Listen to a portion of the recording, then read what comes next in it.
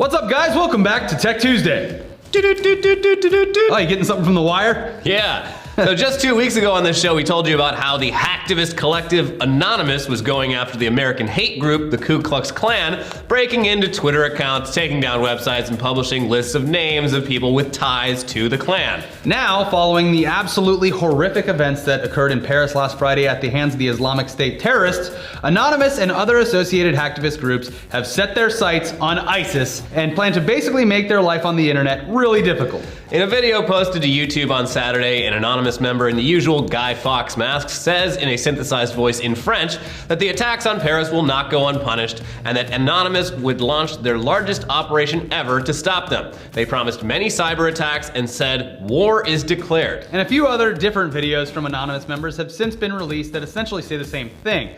They're calling it Operation Paris, and it's part of their Operation ISIS that they've had going for a while now, alongside associated groups like GhostSec and ControlSec. So like the recent KKK operation, they'll be looking to gain control of and shut down ISIS-associated social media accounts and websites, as well as compiling a database of people that they believe to be ISIS members. And they're already claiming to have taken down a few thousand pro-ISIS Twitter accounts. I actually looked up the list and went and double-checked a bunch of those accounts, and yeah, a lot of them have been shut down. There's some that are still up and they're very haunting to read. Yeah, well, a lot of them, they don't even use hacking. They'll find a name and then they'll all coordinate to report the same account at the same time. Yeah, so that gains the attention of Twitter. So it's it's not even like hacking. They're just coordinating the strikes. The actual number of active ISIS-affiliated social media accounts is probably in the hundreds of thousands. Still, while Anonymous isn't actually going to be able to actually stop ISIS, they can very likely annoy the shit out of them, cost them money, and uncover information that might be useful to law enforcement. Also, they use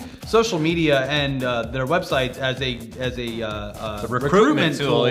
So taking that down and reducing the amount of recruitment that they can do online is actually a pretty good step in this. Yeah, and it's gonna make it hard for them to find new recruits. Also, DDoS attacks on their websites cost them money. Yep.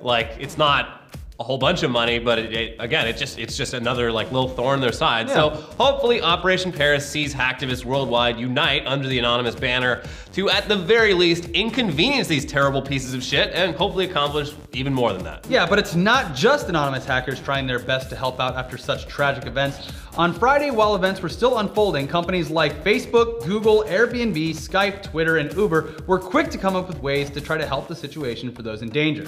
On Twitter, the hashtag Porte Ouverte, which I'm sure I mispronounced, that hashtag, which translates to open door in English, was used to let people offer up their homes for shelter to those who were stuck outdoors and potentially in danger. Airbnb also rolled out a new disaster response protocol where they automatically contacted every host in Paris to ask if they would be willing to offer their homes free of charge to those in need, and then offered up that to customers that needed a place to go, because not only during the attacks were people stuck outside and potentially in danger, they closed the borders in and out of the city, so there was a lot of people just stranded in the middle of the night. So that's cool. Something that Facebook did that isn't just allowing people to change their profile pictures to flags, they actually did something really cool, and they enabled their safety check feature that they'd previously reserved for natural disasters, which gave a prompt to Facebook users in Paris asking if they are safe. So friends and family would have a very quick way of knowing if their loved ones were out of harm's way, which was very, very nice. Yeah. And a lot of people are giving them shit for not having it in Lebanon the same day. They had previously only used it in earthquakes and hurricanes and stuff, and they made a judgment call oh, we should probably be using these for stuff like that. So I hope that in the future, attacks outside of the Western world also get the same sort of treatment from Facebook. Exactly. Google and Skype offered free internet phone calls to Paris for the weekend, and Verizon and Sprint did the same with their mobile networks. And Uber turned off surge pricing in Paris for the entire weekend, though at the time, rumors were going around that they did the exact opposite and were charging people 4 times the usual amount. Yeah, Turns out that's not the case. That was just stupid memes on Twitter and Facebook. Completely refuted. They did not do that. We have historically bashed Uber in the past, but this time it's not true. So apparently, a lot of their drivers were just giving free rides to anyone who needed it. Yeah, so. there you go. Good job. Although one beloved piece of tech was apparently being used not for good, but for evil. Maybe, probably not. they had to take out one glaring thing out of this article after they posted it because it turned out to be not true. But we're talking, of course, about the PlayStation 4 and the rumor that was circling earlier in the week that terrorists who carried out the Paris attacks had planned the whole thing over PS4 chat. This came thanks to an article in Forbes, your source for video game news, where the writer made a connection between the items found at a raid in Belgium, which included a PS4 controller, and comments from a Belgian government official that said ISIS was using PS4s to communicate. People, of course, jumped all over this as proof that the Paris attackers had used the PS4 to plan the attacks. But in reality, there's no evidence to suggest that. And the comments made from the Belgian government official had actually been said before the Paris attacks, and they were referring to ISIS in general, not to this specific thing. So you can thank Jason Schreier of Kotaku for having common sense to actually look into this instead of just parroting what Forbes was saying. Smart. Yeah, so it's more likely that in this case, the Paris attackers simply communicated face to face. They were all living pretty close to each other in the same town in Belgium.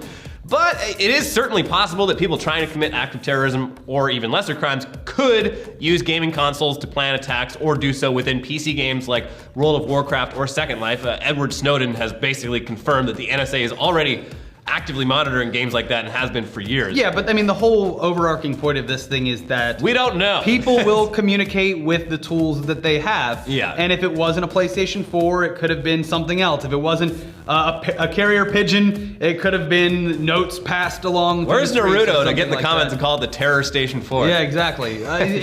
Regardless of what the technology is, you can't really make a game console look evil. Yeah. So it's a box. Anyways, we simply don't know at this point how the Paris attackers planned their operation or if the PlayStation 4 was involved at all. So let's just, like we said, calm down, let the authorities do their damn jobs. Yeah. And if it turns out that that's true, I mean, everything is a communication device. They will find a way to use it somewhere or another. If it isn't PlayStation, apparently WhatsApp is really popular, but quit giving them ideas, Elliot. Well, even like encrypted ones like WhatsApp. All they really ever look at is metadata for like what time, where you are, who you're calling. That's how they do most of their tracking of potential terrorists. So it's not really about the content as much. But while we're on the subject of governments dealing with disaster relief, let's jump over to Dubai, where they've come up with a new plan for how to deal with fires in the most Dubai way possible. We're talking about jetpacks. Yeah, so Dubai is home to several very tall buildings, including the Burj Khalifa. Yeah, we went there. The tallest building in the world, which is just terrifying. Oh, it's absolutely terrifying. Oh, God, it'll give you nausea. Yeah. So anyway, if a massive fire were to ever break out on one of the higher floors of that building or any of the other ones there, jetpacks might be the only way to actually try and fight the flames and rescue people that are trapped. Yeah, so the Dubai government has teamed up with New Zealand's Martin Jetpack Company to buy 20 jetpacks and 2 jetpack simulators, along with initial training and maintenance. Each jetpack costs around $150,000, but that's actually not a whole lot compared to how much fire trucks cost, which can run up to $1 million depending on how they're equipped. So it'll be really interesting. How do you get the water into it? I'm assuming they fly up with a hose. A huge hose? A really long hose. I don't know. Those are gotta be expensive. Yeah. Yeah, it'll be really interesting to see how useful these things actually end up being if a natural disaster actually occurs in Dubai, God forbid. It's likely that we'll see jetpack firefighters become a thing in other parts of the world if the Dubai program proves to be useful. I just imagine, like, in my head, a cartoon version of this where the guy turns on the hose and just loses control of the jetpack and is just flying all over, like. Yeah. Speaking of fires, those 2-wheeled hoverboard things seem to be causing a whole bunch of fires and explosions thanks to their shitty Chinese lithium batteries. Told you. There's been a couple recent cases featured in the news over in the UK that are pretty damn terrifying. Yeah. There's this one from last month where a hoverboard exploded in a bedroom in Southwark, and then You're probably pronouncing that probably Southwark. Southwark, sure. Whatever. There's this one where a nice grandpa over in Kent bought a hoverboard for his grandkids for the holidays, and then had it explode in his kitchen and caused 25,000 pounds worth of damage. And it's just charred, the whole room. Now in both cases and other reported cases, the cause seems to be shitty chargers that damage the internal structure of the battery and then cause thermal runaway, where the battery starts to discharge into itself and heat up, causing a chain reaction that eventually leads to the battery exploding. So explosions happen more often during charging, but they don't necessarily have to, since the reaction can take hours or even longer before it's actually noticeable. You'll be riding it, and then the VTech will kick in. Yeah. Boom! I mean, shit, even if you feel like your hoverboard is probably one of the shitty cheap ones, which it probably is, and then you go and buy a new high-quality charger, that might be too late because you've still been charging it this whole time with a shitty one, and the battery's damaged, and you can't replace the battery because it's inside the damn thing. Plus, you look ridiculous. Yeah. Anyways, just fucking walk. before we go, we've got some sad news for you today. If the first half of this video wasn't enough, Microsoft's Zune is finally, officially, even though you thought it was years ago, it's finally dead. Yeah, you could argue that the Zune was dead on arrival back Yeah. in 2006 when Microsoft released the first Zune to compete with Apple's iPod and iTunes. But no, they actually kept making these damn things all the way up till 2011. And they kept supporting them up until this past Sunday when Microsoft finally shut down all Zune-related online services. They had online services? Yeah, they had a whole, it's like their iTunes, but for Zune. Garbage. Yeah. Anyways, that eliminated online music streaming or purchasing and basically turning these connected devices into simply portable hard drives that store and play music. Oh, wow, what an innovative device in 2015 to carry around. So, our condolences to all the Zune loyalists who stuck it out this long. All 10 of them. And that guy that got the Zune tattoo. When it came out, that's the guy that got a Zune tattoo, yeah. I'm sure it looks different now. He probably got it covered up, but I hope so. Sorry, guy. Anyways, watch our other content over here. We have a brand new podcast, of course, and then we also have a new episode of News Dump, and if you really want to torture yourself, there's an episode of Tugs. Yeah. But watch at your own risk, damn it, because there's radiation on that episode. Also, watch this thing that they make us put at the end of every video.